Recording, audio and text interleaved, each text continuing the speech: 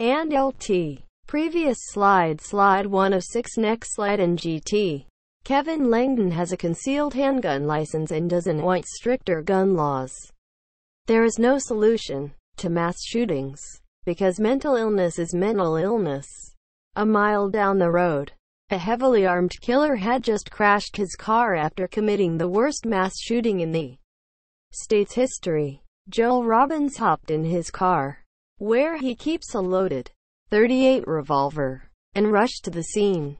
His wife, Lynn Robbins, 63, didn't blink. "I don't get nervous," she said, taking a draw from her home-rolled cigarette, "because I know we could protect ourselves. Plus, I've got Joel, and he's got the whole family's back. Guns are life out here." Some 30 miles east of San Antonio, and not just for personal protection. The First Baptist Church massacre in nearby Sutherland Springs reinforces the notion, commonly held in these parts, that the best way to stop a bad man with a gun is a good guy with a gun. Sunday's slaughter killed 25 innocent people and an unborn child, roughly the equivalent of 4% of the town's population. In a church, women and children, old folks, a preacher's daughter, all at the hands of a deeply disturbed shooter with a mile-long record of reasons why he should have never possessed weapons, let alone an assault rifle. Talk to rural Texans around here, though, and most will tell you the answer to America's scourge of mass shootings is more guns, not fewer. If Stephen Wilford hadn't been nearby with his own assault rifle, they say, the killer might have continued his deadly spree. It could have been much, much worse. There's crazy people out there and you don't know who they are. Lynn Robbins said, "They look like me and you and Joe Schmo from Kokomo. They don't glow in the dark. That's why you have to be prepared. You don't have guns where you're from." To call Sutherland Springs sleepy would be to understate it. The reporters and satellite trucks that converged on the town after the shooting doubled the population and traffic in town, which boasts a post office, dollar store and a pair of gas stations. Mobile and prefab homes, many with similar shades of siding, sit on sprawling lots around the First Baptist Church. A few are dilapidated and abandoned. Birdhouses, weather vanes and stars of Texas serve as yard ornaments. A homemade sign nailed to a utility pole offers quilts for sale. Huge oaks squat along ragged, curbless roads that abut residents' fenced-in lawns, where you might find roosters, an old Ford Mustang, or a lazy dog. Several pups roam freely. Kevin Langdon, 62, carries a jumbo box of dog biscuits in the back seat of his pickup truck. He freely hands them out to the pooches, Mama and Buddy, that hang out at the VP Racing gas station, about 500 feet from the church. The retired welding instructor stops at the station every morning for coffee before heading off to work on his property down by Cibolo Creek. On Wednesday, he encountered a reporter from New York City.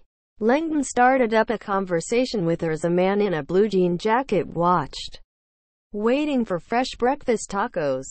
"You don't have guns where you're from," Langdon said, more telling than asking. "No, we don't," she replied. "But the criminals do," Langdon said. The reporter nodded. The man waiting on tacos walked off, shaking his head. "Well, I feel sorry for y'all," he said, making his way to the register. Guns versus shoes. As Langdon enjoyed his daily coffee, heavy on the cream, he pulled out a Bond Arms 410 double-barrel Derringer, a Star of Texas on its grip, and laid its shells on a cafe table, in full view of the cashier and patrons. "You got critters," he said. "That's why Texans don't pick bluebonnets down here. He's already killed 6 rattlesnakes and 2 copperheads with a gun just this year," he said, showing off the leather cowboy boots he wears for protection. Langdon has another gun in his pocket, a .380 caliber, at his home, a cabin he built himself out of reclaimed crates. He has dozens more. Many are just oddities, he said, such as the .357 mare's leg, a replica of actor Steve McQueen's in Wanted Dead or Alive. There is also the CZ pistol that his buddy's dad took from a German officer during World War II, and a 1969 police issue 38 Special, his favorite revolver. His wife of 43 years sometimes gives him a hard time about his collection. She says, "What are you going to do with another gun?" I say, "What are you going to do with another pair of shoes?" One day, he'd like to acquire a gun from his favorite actor, Chuck Connors of the Rifleman fame. But it'll be expensive. I'll have to wait for the wife to get another Coach or Dooney and Burke purse, he said, a mischievous smile piercing his woolly beard. Strong support for gun rights in Wilson County, where the gunman opened fire on the church, and neighboring Guadalupe County, where the shooter died after a 10-mile car chase. Almost 7 out of 10 voters cast their ballots for President Donald Trump. It's an important factor when weighing attitudes toward firearms in Texas, as Republicans feel more strongly about the value of guns than does the state at large. A poll last month by the University of Texas Texas Tribune found that 38% of Texans feel more guns make society safer, while slightly more than half support stricter gun control laws. Among Republicans, though, those numbers were 66% and 25%. Langdon, a former Civil War reenactor who grew up in Northwest Ohio, suspects most city folks don't understand rural America's need for guns, including assault rifles. They don't come across dangerous wildlife in places like Washington, D.C., he said. Well, they got a lot of snakes there, he added, but we call them Democrats. Gun control efforts worry him, he said, because police can take a while to respond in unincorporated areas like Sutherland Springs. That's why he and the pastor at his church obtained concealed handgun licenses in 1999.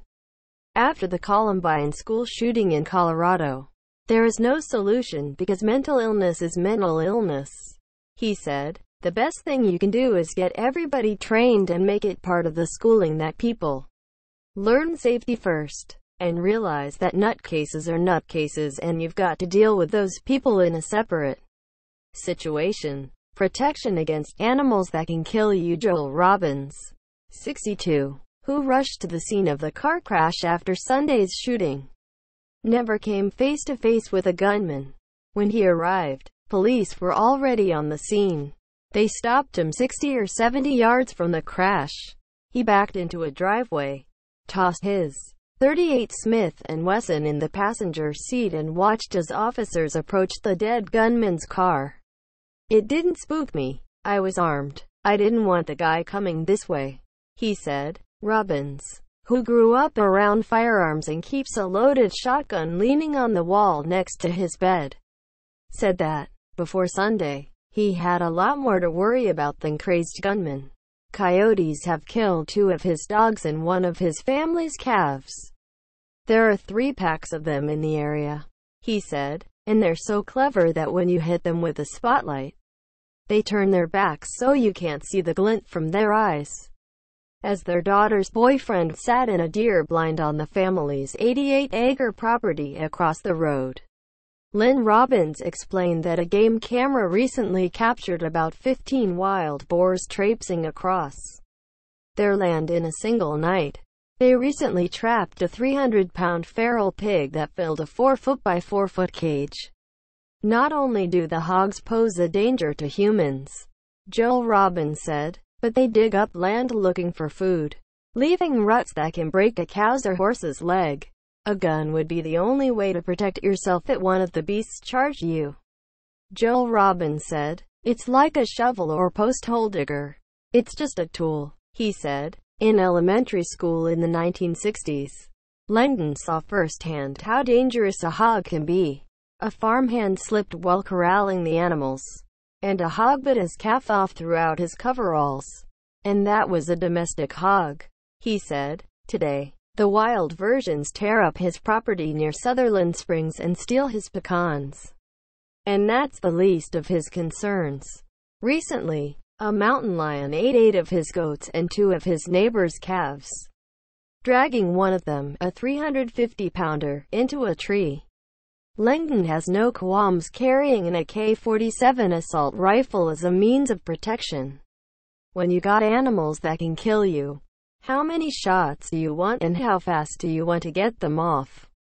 He asked. It's not about loss at the Bear Community Shooting Range in Marion, the closest range to Sutherland Springs. Manager Alex McInnes said more shooters have been dropping by this week, not because of Sunday's violence, but because deer season began November 4th. The 40-year-old father of one, who's worked at the range since he was 15, doesn't foresee the church killings altering his customers' feelings about their weapons. A madman, not a gun, killed those churchgoers, and the shooter could have easily used household chemicals or an automobile, he said as the booms of shotgun blasts and cracks of assault rifles sounded in the distance. You're not blaming a truck for what happened in New York, he said of the Halloween terror attack in Manhattan in which a man in a rental truck mowed down bystanders on a bike path. Down at the rifle range, men with spotting scopes and long guns, many of them assault rifles, were sighting in or checking the accuracy of their weapons on 50, 100 and 200-yard targets. Among them were John Hurst, 62, of Temple, and his son-in-law Joseph Sesteta, 38, of Cibolo, who were sighting in their AR-15s for an upcoming hunt. They're looking forward to the bonding experience, the fellowship you have there, just the time spent out there in nature. It means a lot, said Hurst, who is retired after 40 years in law enforcement. Hurst has put a lot of meat on the table with a rifle, he said. He and Sesteta questioned why mass shootings always lead the country back to debates over gun laws. The law didn't prevent the Sutherland Springs shooter, despite a history of violence and mental instability, from procuring his weapons. So how would more laws help? It's not about laws. You're going to have to change the hearts of people. And only God can do that, Hurst said. Later, he nodded toward the AR-15s on the concrete table behind them. They haven't moved since we set them here. Guns don't kill people, Sesteta, who spent 6 years in the Army Reserve, said. He and Hurst are 100% in favor of efforts to keep guns out of the hands of felons, the violent and the mentally ill, just like they approve of laws that keep those unfit for driving from getting behind the wheel. But he, too, doubts laws alone will alter human behavior. I think we can do better for sure. Can you stop it? I don't think so, said the father of 3 teenage daughters.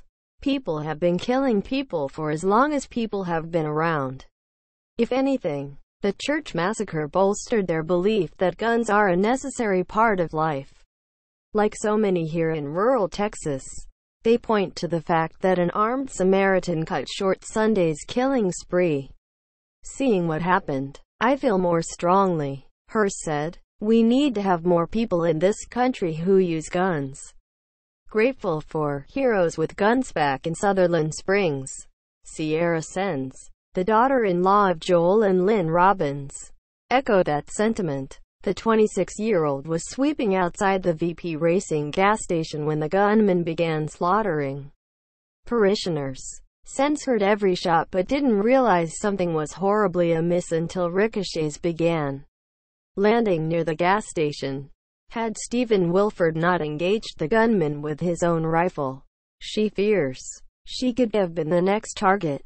I thank God for the heroes with the guns, she said. Without them, I could be dead. Quote.